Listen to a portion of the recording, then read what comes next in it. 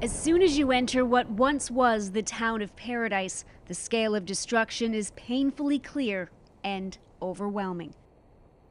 There were some houses over there. This is completely devastating. Christina Taft has lived here for 10 years. It was an idyllic spot, nestled in the trees of the foothills. But in just a few hours, most of this town of 27,000 was destroyed. Completely gone. We turn into her neighborhood and the home she fled nearly 2 weeks ago. It's just completely like crumbled ash. This is the first time she's returned since the fire. The neighbors stuff. He warned us, and this is just completely leveled. And this is also the final place she saw her mother. She was in the kitchen, like the couch was there, and you know, there was actually things here, and now it's just unrecognizable. Can't even tell. A neighbor had knocked on Taft's door the morning of the fire, urging them to leave. Christina started packing, but says her mother, 66-year-old Victoria Taft, who was partially blind, refused to go. She hadn't heard an evacuation order from officials, so she wanted to stay put. The two got into a fight, and as the sky darkened and ash rained down, Christina panicked and left. So just was expecting it not to be as bad, and then it's like this, and all gone in the ceiling, and it's literally buried. Heavenly Father, please help us. For all those who tried to escape that day, the drive out was terrifying. Roads were choked with traffic. The fire was spreading rapidly. Once she realized how bad it was, Christina tried calling 911, hoping firefighters could rescue her mum. Later that day, she started searching at the evacuation centers and reported her mother missing. Then a few days later, searchers found her remains. That was a living room. They must have found her because they dug there. Just sitting in the living room. It's not yet clear how many people were trapped by the fire, but many of those who lived here were elderly, and some couldn't make it out on their own. In the days after, boards were plastered with desperate pleas from family members. Many suspected hundreds were unaccounted for. When the official list came out, more than 1,000 names were on it. You know, there was a discussion. They talked about this. They said, Sheriff, if we put this out, you know, there's going to be big. There's going to be duplicate. It may you know, cause some people concern about the length of it.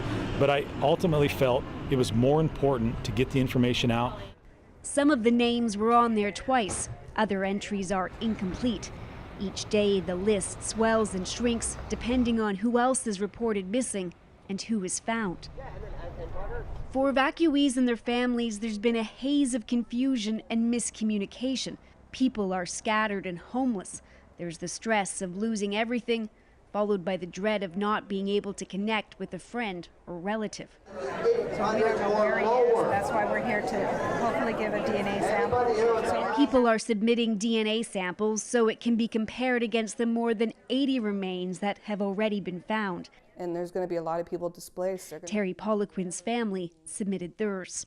Just wait, have time, you know, wait for the DNA to come in, for my aunt and my brother to find out if he has perished. That's the only thing that we can do right now. I think I've done everything I can.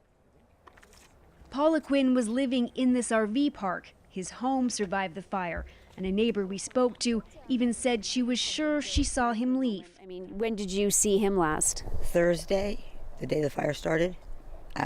Right, not too long after they came through and said everybody needed to evacuate.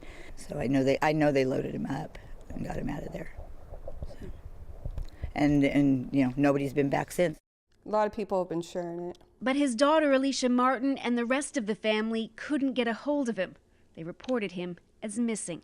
So, you know, it's not like him to not contact his daughter, especially with a disaster like this. I'm just hoping I get answers, you know, and I know a lot of people out there are waiting for answers.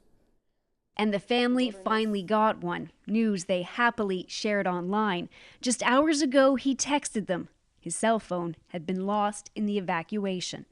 That's one more name that can be removed from this list, but so many others remain. Finish right down here on this creek bottom right there. We're going to reline out from there again and push back towards the road. Hundreds of searchers have fanned out across the unrecognizable neighborhoods, picking through the ash and rubble of the 13,000 buildings that were incinerated here. All of these properties were quickly searched after the fire, but now crews are taking a much more thorough look. And when they're done, they spray paint a marking on the driveway like this one. It says what time the crews were here and also whether or not there was a victim. Phil, as you make your way up here, this is the tub and the shower. Okay. And that looks like the upper piece of it right there in front of you. So I think that's a bed. Jason Denton and his team of volunteers came from Oregon to help out. They're focused on searching what were bedrooms and living rooms, places where people were likely to be.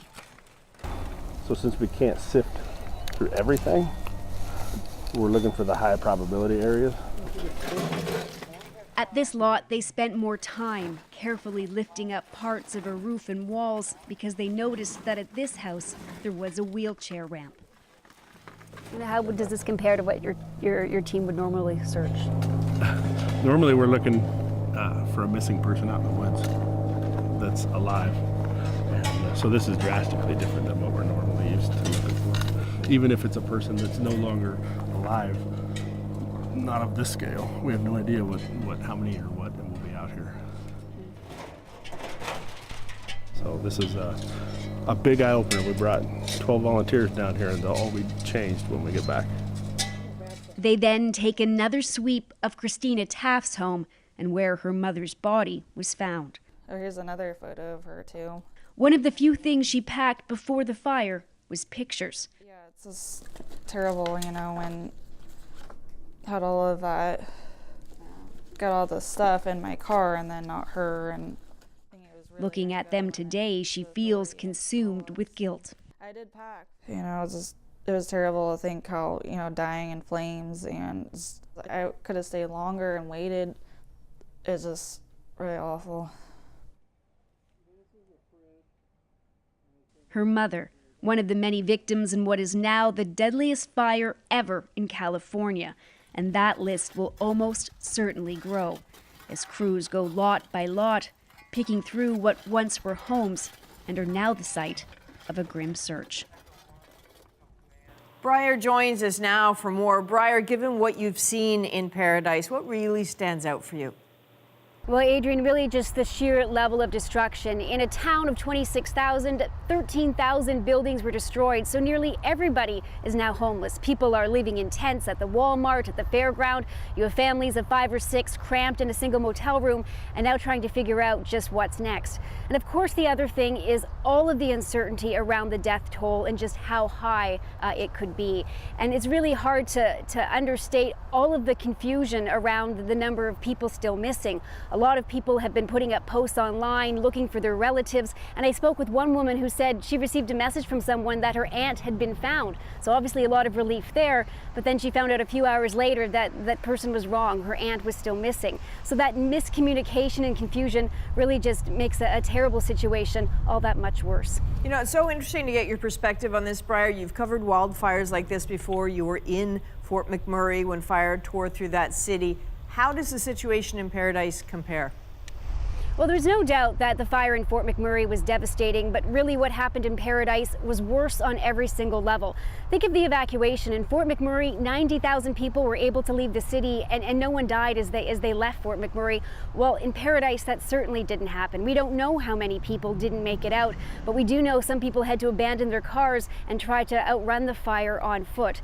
In Fort McMurray, a lot of people were certain that they were going to rebuild. Some of the folks I've been speaking with in Paradise say that they're not sure that they want to go back. Not only is the town nearly destroyed, but they don't want to move back into neighborhoods where there's been so much death, Adrian. Okay, Briar, thanks very much. Briar Stewart in California tonight.